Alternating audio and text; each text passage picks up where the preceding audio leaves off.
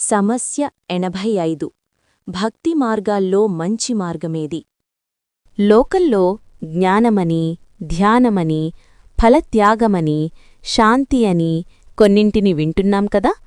వీటిల్లో ఏది శ్రేష్టమైంది? శ్రేయోహి జ్ఞానమభ్యాసాత్ జ్ఞావాధ్యానం విశిష్యతే. ధ్యావాత్ కర్మఫలత్యాగః త్యాగాత్ శాంతిరవంతరం. గుడ్డిగా అవేక విధవలు చేయడం కంటే జ్ఞానం చాలా మంచిది. కేవలం జ్ఞానం కంటే ధ్యానం మంచిది.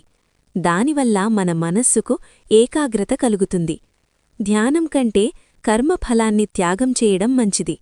కర్మఫలాన్ని భగవంతుని కర్పిస్తే అహంకారం నశించి వైరాగ్యం కలుగుతుంది. భగవంతుని అతిమానుషత్వం గోచరిస్తుంది. మనస్సుకు శాంతి లభిస్తుంది. ఈ కర్మఫల త్యాగం కంటే దానివల్ల కలిగే శాంతి చాలా శ్రేష్టమైంది.